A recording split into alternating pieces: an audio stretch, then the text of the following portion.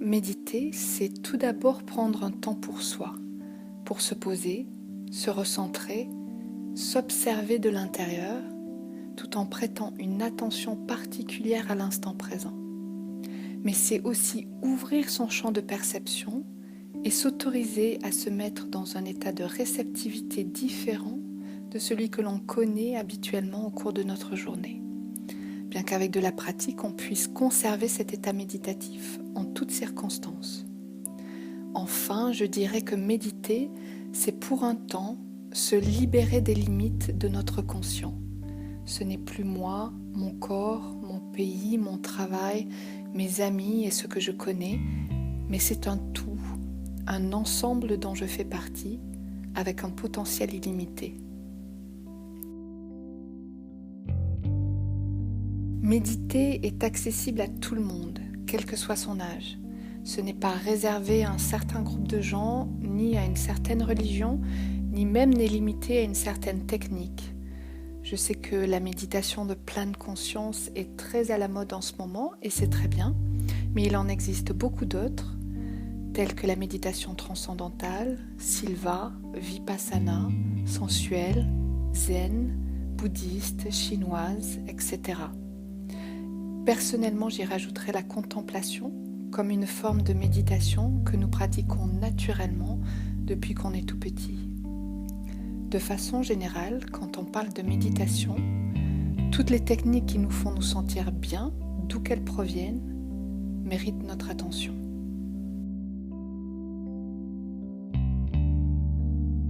Je dirais dans à peu près n'importe quelle position qui vous fait vous sentir confortable, qui évite les tensions musculaires, les douleurs sur la durée de la méditation et la somnolence. L'essentiel étant de trouver une position qui vous permet autant que possible de ne plus avoir besoin de bouger. Personnellement, j'aime pratiquer la méditation allongée, mais c'est évidemment une position qui n'est pas idéale pour ne pas s'endormir, en particulier quand on est débutant ou que l'on est fatigué. Donc dans ce cas, je favorise une position assise, souvent en tailleur, que l'on appelle la position du lotus, mais encore là, ce n'est pas une position idéale pour un bon nombre de gens, et elle risque de vous créer des tensions ou des douleurs musculaires. Donc si vous êtes confortable dans cette position, profitez-en, mais ce n'est pas nécessaire pour atteindre un bon état méditatif.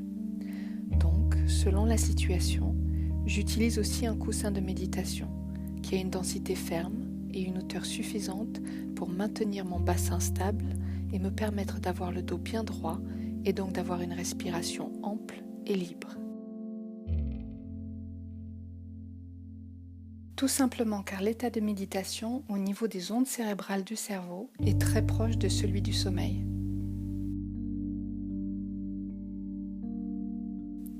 En privilégiant une position assise plutôt qu'allongée. En pratiquant la méditation alors que vous n'êtes pas fatigué, comme au réveil après une bonne nuit de sommeil.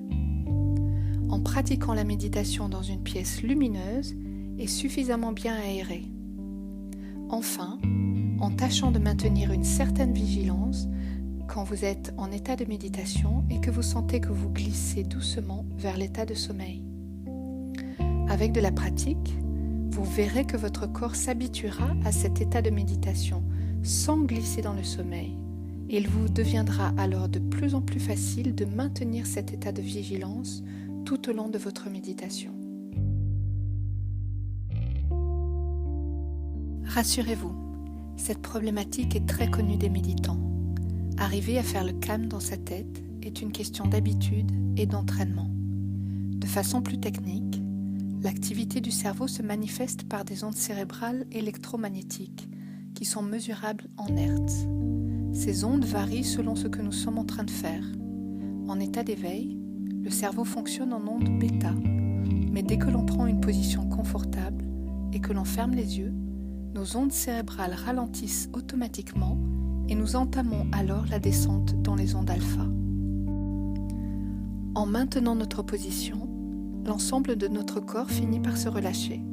Cependant, à ce niveau-là, notre mental reste encore très actif et des tas de pensées nous viennent en tête.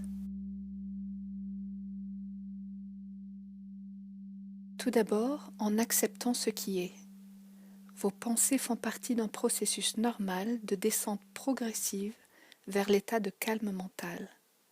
Ne luttez pas contre vos pensées, laissez-les passer, sans focaliser votre attention dessus, et sans créer de résistance, ce qui empêcherait la relaxation d'arriver. Si toutefois vos pensées ne vous quittent pas, dans ce cas, choisissez de focaliser votre esprit sur votre respiration ou vos battements de cœur.